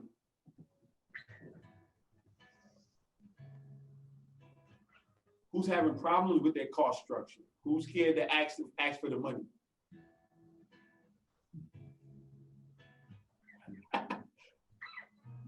You scared to ask for the money? You're not supposed to put her on blast like that. You're going to get it when the cameras go off. You know, we all have. We all have. And, you know, I started, go ahead, Shaitan, I see you came off. I was going to say, I kind of am in my career, like consulting business, because I want to target the college students and, you know, high school graduates. And so I'm torn sometimes on what to charge them for doing or redoing their resume or, you know, giving them mock interview sessions. I recently helped a young guy, and he told me, when I told him how much I was going to charge him, he told me that he had gotten quotes from other people that were wanting like close to $1,000 to redo his resume, update his LinkedIn, you know, all this package. And I was just like, wow. So my heart wants to help, but at the same time, I know I'm probably really shorting myself. I have other streams, so I you know, but I still at some point want to be making decent money doing it too. I understand. No, that's great. That's a great example. So this is where you see where you had to differentiate who's your customer. So now, how do you make the college your client? How do you make the high schools or the school district your client? And you're serving the students. And see, you're not gonna have a problem with charging the school district. That's not gonna mess up your psyche. You're not gonna feel no way about getting your thousands and thousands for them. But you can help as many babies as they want to. You say, hey, give me $100,000. I help as many babies you want me to help. You know, but you coming to the babies, you might not want to ask them for the money. So ask the school district. Say, hey, how can I work with this district, and help students with their resumes, getting them prepared for jobs out of college? Or how can I help your college students for this university or that college? And they got the money, you know, so they'll earmark the money for you. That's good. That's good. Thank you. No problem. So sometimes we got to make that shift and understand who our customer is, you know, because the kids don't have that type of money. And you're right, you're a person with a heart, you know. Good Christian folk not going to do that to people. So you have to, you know, you got to go ahead and say, okay, how do I get around all of that? My people with nonprofits, don't be afraid. Nonprofit is still business, and you can't earn money from a nonprofit. You have to find people who want to pay for the service that you're offering. So a lot of times it's not the people you're serving, is the people that, you know, you serve them for free and you get paid from someone else. So you're looking at, you know, depending upon, you talk, a lot of people who talk about working with kids. So maybe it's the Urban League, maybe it's the Boys and Girls Club, maybe it's the city. Those people are the people you go into your nonprofit, because it still costs for you to provide the service. You're gonna have staff there, manning, taking care of the kids, you got to pay them. You might be feeding these kids, you maybe have a space where you gotta, you know, you gotta keep the lights on. That's the cost. You know, it still costs to run the nonprofit. So you can go ahead to them and say, hey, Boys and Girls Club, since you only have one in the area and nobody on this side of town can help, I have a space, I'll do it. So I'll take the people on this side, you pay me 50 grand and we'll take care of that, you know, and they might say, okay. And boom, you take care of that and you can work out a salary from there. If you got 4 different organizations doing it, you can get you a salary because you got to work too. You get working, so you cut out a salary. Everyone will talk to you about that later on in the class about how to set up that type of stuff. You know, when you talk about business structure, your legal structure, you know, get setting your business up right, depending upon which one you're going. But please go after the people who got the money you want. Don't take no shorts just because it's someone else that will pay you the money. Even in church, it's people in church that pay money. It might not be your church, you know. So I worked in my church for 3 years for free, but it helped me tremendously with other places, you know. I didn't get paid for them from my church, but I made money in other churches. Did they send you customers and referrals? Not as many. They didn't really send me, but I'm a hustler. I'm gonna go and ask myself. So they're gonna bring the biggest pastors from all over in here, and they want me to take their images. I'm saying, here you go. Here's my card. Email me, and I send you the images. You gotta get something out of it. Oh yeah. And I totally agree, but some churches are just not like that. And so just understand that somebody else is watching your work on display. So maybe, you know, this is not, you can still do the work here and then go over here and get your money from it. I think we just now really started charging what we know we're worth. And to be transparent, looking back, you know, from when we really started, I think we had to change our mindset, and we had to come to the point to where we, you know, were confident in who we were and as a business, and then once we took that mindset on, then we really were able to move forward. So I think that's one thing that kind of affected us as far as charging what we were worth. And it's also integrity too. Because if you don't feel that way about yourself and about your business, it's okay, but you're not learning for free. You know, it's one thing when you're doing something, you're getting paid to do. You might not be getting paid what you want at the time, but you're getting paid to learn. You're on the job training. It's, you know, and that's a great situation to be in, because you're out there. Because somebody could be shooting or working for nothing, but maybe you're getting $200 less than what you feel like you're making. And then in a service-based business, it's just what you feel about your time. It's not like you're saying, okay, I made buy this soda pop and I'm selling it for 50 cents, knowing that everybody else selling it for $1.50. You know, and it costs you 30 cents to make and you sell it for 50 cents. You'll be out of business real fast. But it's your time, and it's a hard sell. That's one of the easiest businesses to get in, is a service-based business, but it's one of the hardest ones to scale because you can't quantify it. If you got 2,000 units or something, you can say, okay, my profit margin is this. You just don't know when it comes to the service portion. You like, what are you selling? It's just you. Everybody's not gonna look at you as valuable, and then it doesn't last as long because you might go and get the $10,000 people, but you live in Columbia.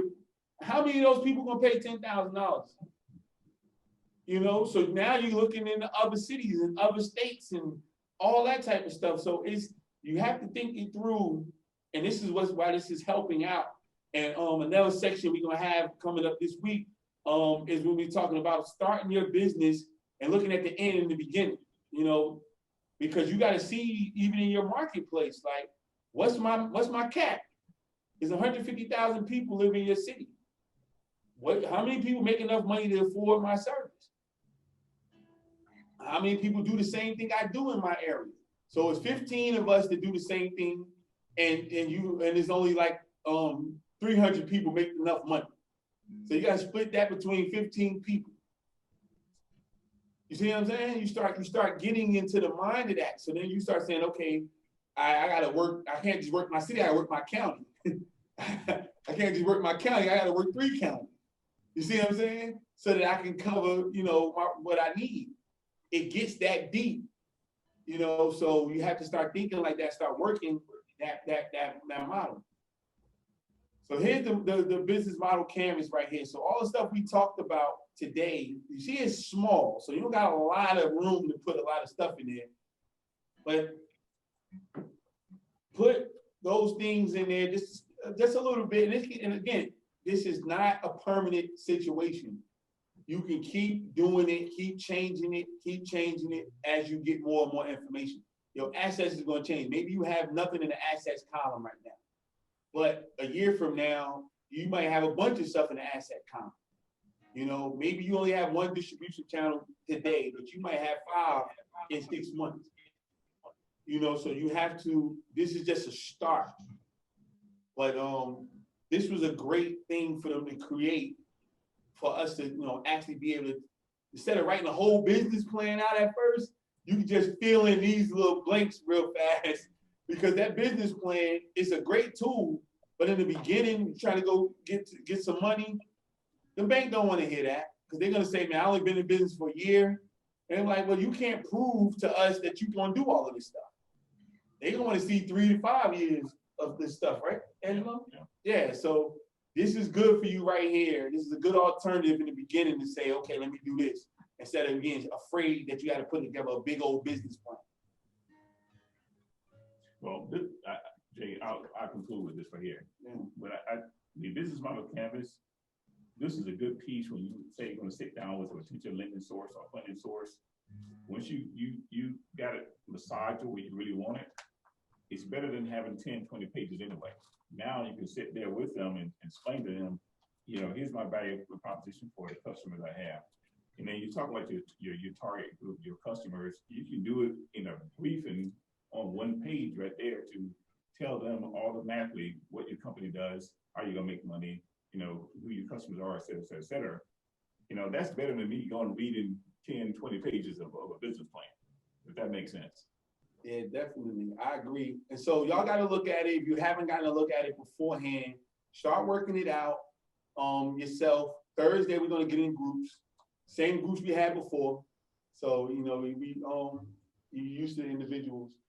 And y'all know how we do. We're going to go ahead and, hey, critique, not in a bad way. You know, we're going to be helping out, though. Everybody will be helping out, seeing how it works and everything like that. So please, if you're available on Thursday, make sure you're here. We want you guys to. This is the real good part, when you get in a group with somebody and test it out. I'm telling you, a lot of time business is a lonely road to walk because nobody gives you help. Nobody want to help you ask your question, answer your questions when you're trying to go up the ladder. So you can get it right now. So, you know, you can go ahead and do it. If you need any help prior to it, please call us. We already passed our time, so if you need to get off now, go ahead. We want to stay on. Y'all know we stay on for a little while longer to answer questions. So if you have any questions, stay on. But anybody that gotta go, thank you for coming in tonight. Y'all enjoy the rest of y'all evening. Thank you again for participating.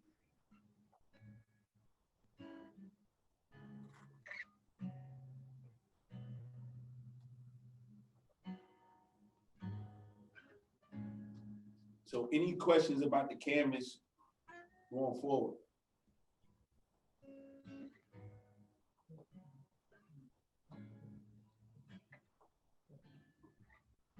And we're gonna provide the presentation in like an email so that you guys can look over some of the stuff and answer some questions for yourself as well. So but it's gonna be fun.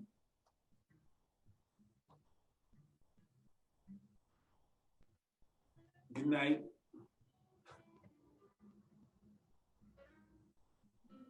Sean, I know you said you had I know you said you was trying to catch up.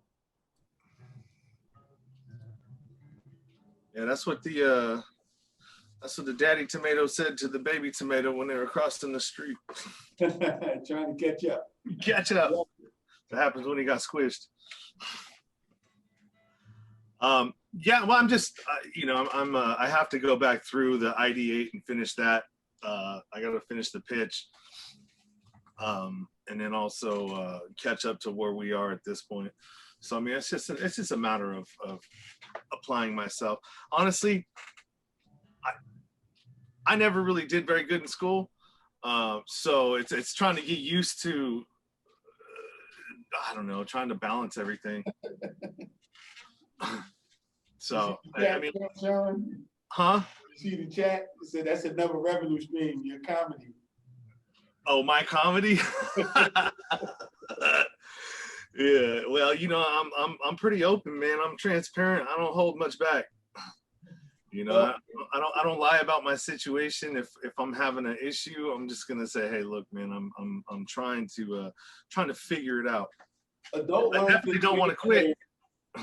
Adult learning is way better than the other kind of learnings, for kids, because all this stuff is a work in progress. You're not going to perfect it now, and then your pitch is going to continue to change.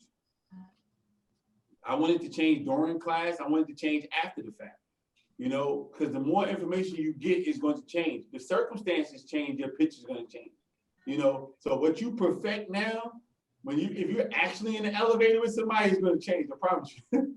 Because just think about it. You're going to see the person that you want to talk to come in the elevator, and I'm going to tell you exactly what's going to happen. Then 5 other people are going to come in. And then what? So the comfort level that you were going to have to talk to this person has changed. Now you got the crying baby. You got this going on. Yeah, hey, can you press 10 for me? Push 10 here. So good luck with pitching that way. So sometimes it might be, here's my business card. I would like to talk with you. Do you have a business card? I'll reach out to you. And that pitch might come via email. That's real life and that's real business. It's not going to always be set the way you want it to. Majority of the time it's not. Sometimes you'll get those perfect moments, but most of the time it's not. It's just about following up, making contact and following up. A lot of times you'll be surprised how many people don't follow up. The magic happens in the follow-up.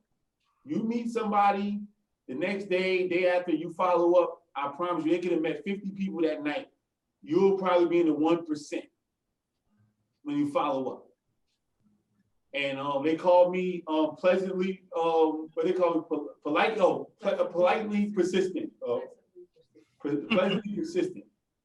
So I'm always following up. We literally just closed the deal today. Because a lawyer that I work with, I sent her a whole layout about the new services we had. So she's like, oh yeah, I want to do that.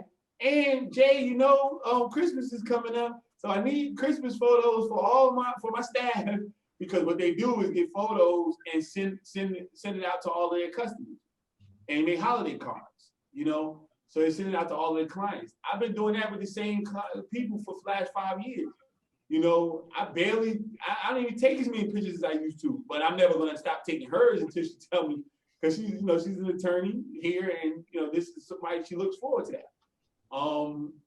This is what it is, but I wasn't even thinking about the picture part. I was sending her the stuff about the e-commerce, and she's like, yes, I want to do this, and I need this. Send me 3 dates, and let's do this, and let's do that.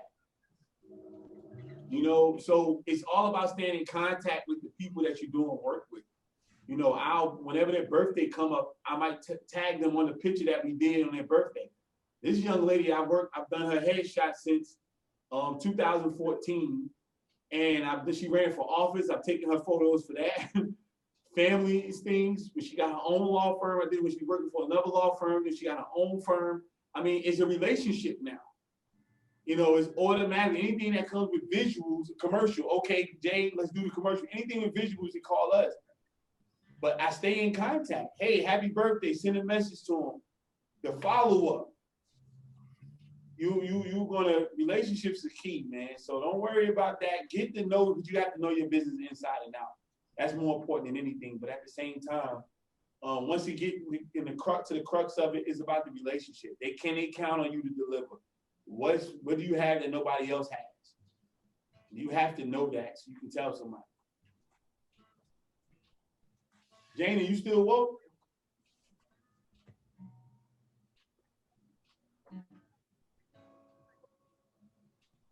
Probably not. Yeah, some of the so a lot of what I've been doing lately is I've been opening a lot of doors through my podcast. Love so it. Through, like, I mean, that's how you and I came to be in this situation right here, was through the podcast and making connections and talking to people. You know, I just recently, anybody here from Philly or around Philly? Yeah, Jersey. People in from Jersey. Did you ever hear of the Black Cowboys? Yeah. All that stuff, and then that movie, The Concrete Cowboys, is just coming. That was just filming with Idris Elba. Yeah, Idris Elba. So I just interviewed Liz Priestley, who is I think she's a supporting female in that, and that's an interesting story. I've been doing a lot more with producers and filmmakers, just because I have something that I want to. There's something that has to do with criminal justice reform that's taking place down in Texas, and I'm trying to get them to fund a documentary I want to do. So it's I'm trying to. That's what I've been wrapped up in the last month, trying to make connections with some of these people, and then also for the nonprofit. There's one gentleman, he had a TED Talk. His name is John DeRocher, and he was a guy that there's a place called the Delancey Street Project here, and it's a different kind. It's a community, a therapeutic community versus like a drug rehabilitation deal. And he graduated from it, and now he's doing his own thing, and he had a TED Talk. And so I reached out to him, and I'm going to be talking to him next week about getting a tour from the Delancey Street Project, so I can start seeing like how they're doing it. You know what I mean? As like market research. Yeah, definitely. And So, you're already doing it. And that's the beautiful thing about this. You're already doing it. A lot of times before in school, you didn't know what you want to do. You know, all these people talking about all these dead people in history that you don't know about, and they're talking about this math and using these letters and numbers. Once the letters and the numbers got together, I was ready to quit math. But now you're actually doing it. And so what you learn here, you can implement tomorrow.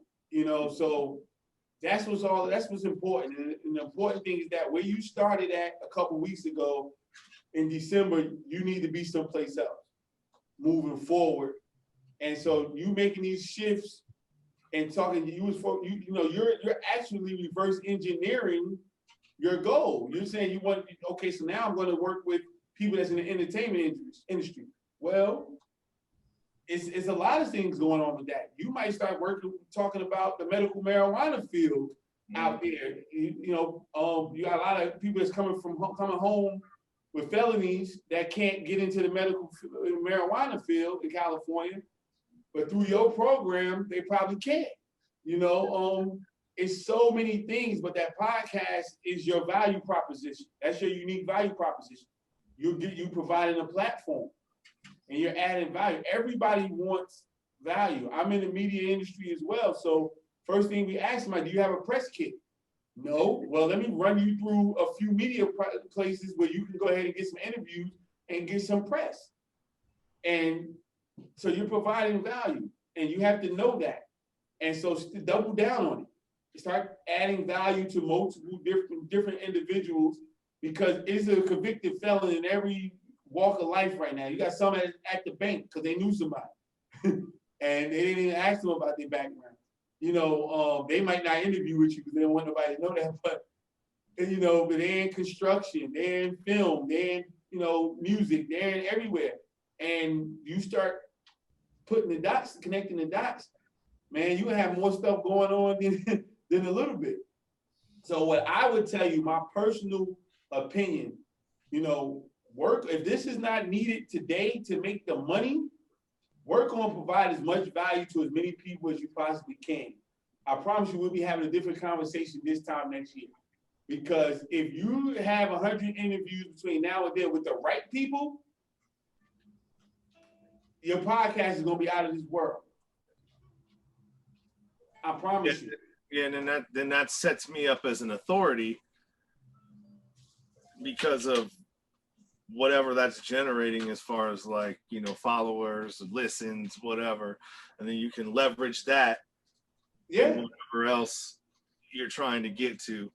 Sean, you can make money now.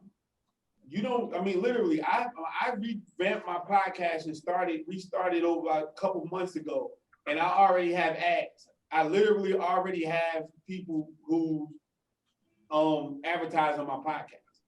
So you just gotta ask.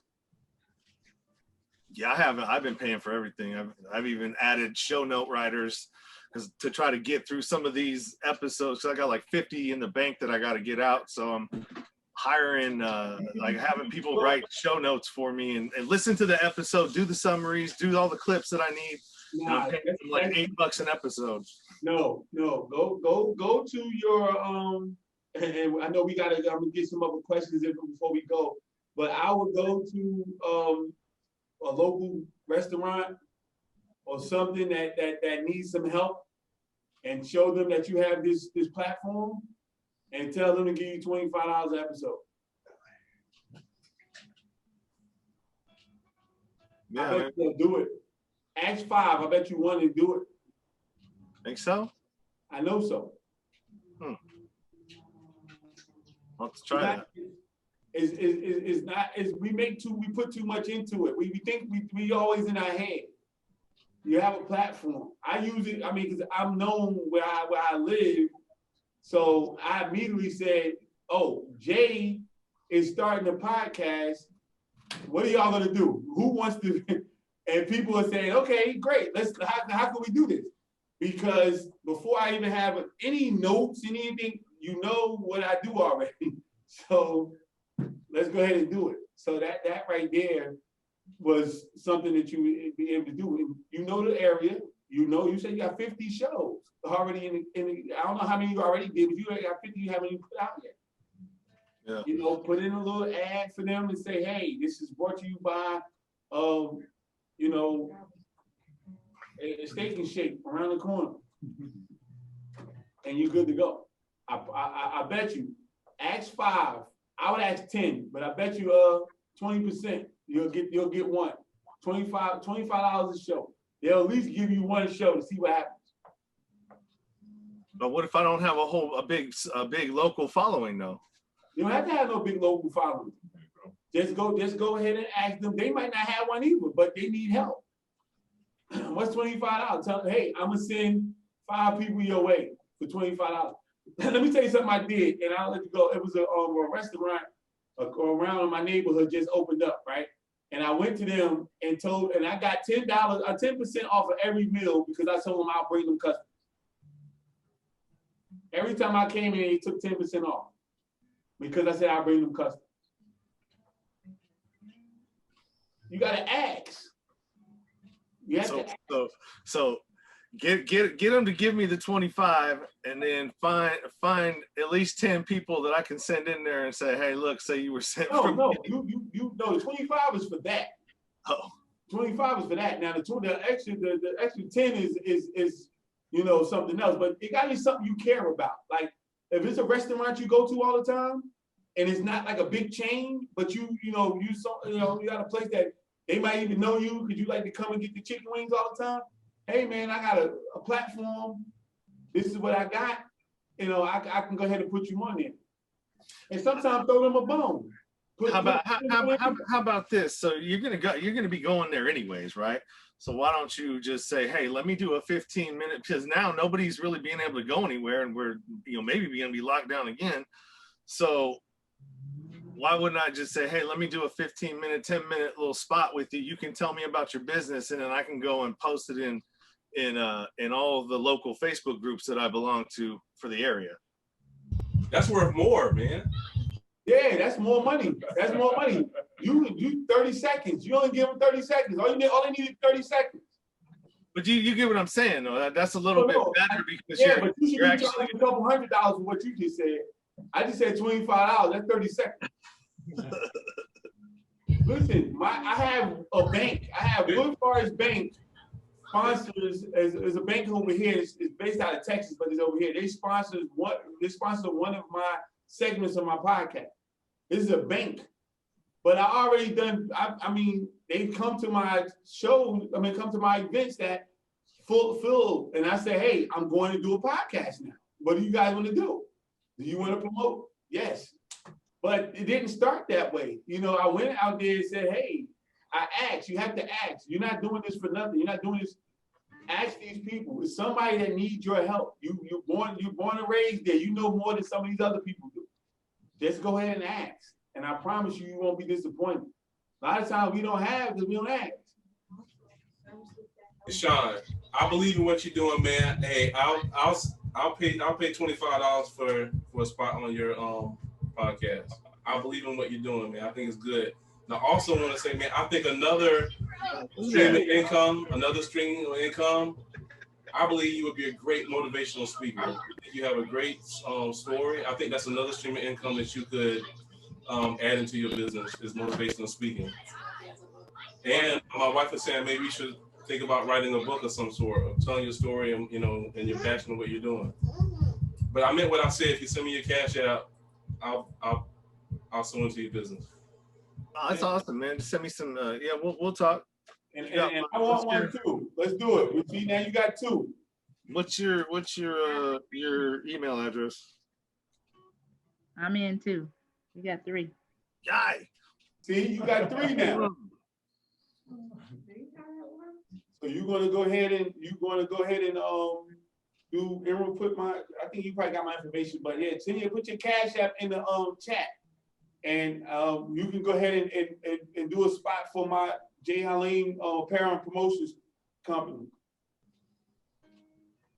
So take a look at the website, get to know about it and everything like that, and make up a nice little quick 30-second spot for it.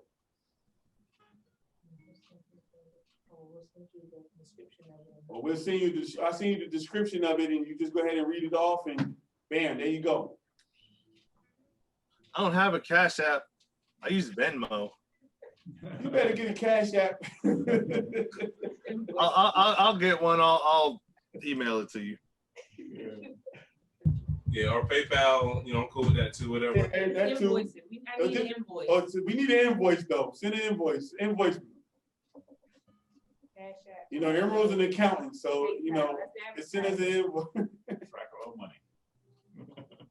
So. But this has been great. And see, and this is what this class is about. This is you build relationships. And then now you made $75. I know that somebody's gonna be doing some websites with the Lewis family. 2 minutes.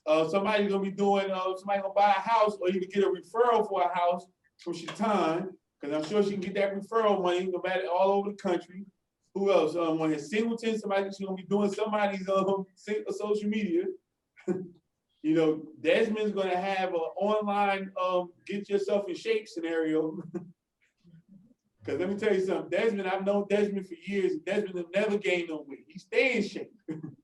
He's been the same size forever. So he knows what he's doing. It's just that simple, though. It's just that simple. So I appreciate it. Thank you. Yeah, man. And listen, but this is what's the motivator right here. The success. I put on Instagram today. You got to make sure you celebrate the small wins, no matter how small they are, because failures don't make people want to go forward. Successes does. So even how small you celebrate it, so you can get the bigger ones. Now you're gonna do it. Have you done ads for people on your site, on your thing before? I have. There's a thing called Podcorn where you can go and pitch. You know what I mean? But a lot of them, they're looking for, they're looking for the numbers game. You know what I mean?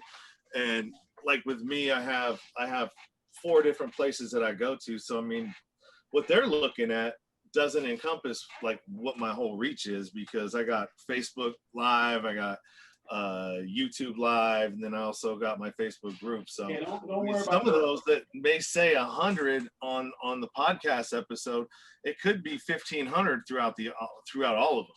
Yeah, don't worry about that. Don't worry about that. That doesn't really count. In real world. I watched Gary, and I'm gonna close with this. I watched Gary Vaynerchuk. Everybody knows Gary V. This was years ago. You know what he said? He said people don't like to work, and he said I'm gonna show you how this works. He got on the phone on YouTube when he was on his YouTube account. He got on the phone, and he made about 10 phone calls. On the 10 phone call, it was a company, it was a beer company, and he got them to let him advertise their beer on his website. And it was really a fake website. He was just saying he's just going to call people and say, hey, I want to do it. But you know how many people won't make the 10 phone calls? Yeah. Just ask. Just ask. You have other startup businesses that's looking for outlets to get their stuff out there. You say if it's 100 people, your 100 people might be the 100 people they need. Let me tell you, don't worry about the Facebook number game, because you got people got 5. Listen, I know a lady who had 5,000 doing business where she had 5,000 Facebook friends and can't sell nothing. She can't throw a ball into the ocean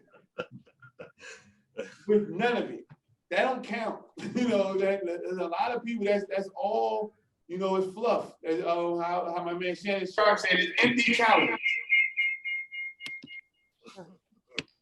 It's empty calories. But this has been great. Sean, congratulations. Thank you guys for supporting Sean, and this is amazing. I love to see this. And so please connect with us, do your business model canvas so we can get together on Thursday. Y'all know we had fun. Last time we almost had a church session in there. We was all type of stuff. I had 3 ministers in one class, and that was amazing. So we'll see what happens on Thursday. But you guys enjoy the rest of your night. Thank you so much. Thanks again. Thursday. Thank you. You too. All right now.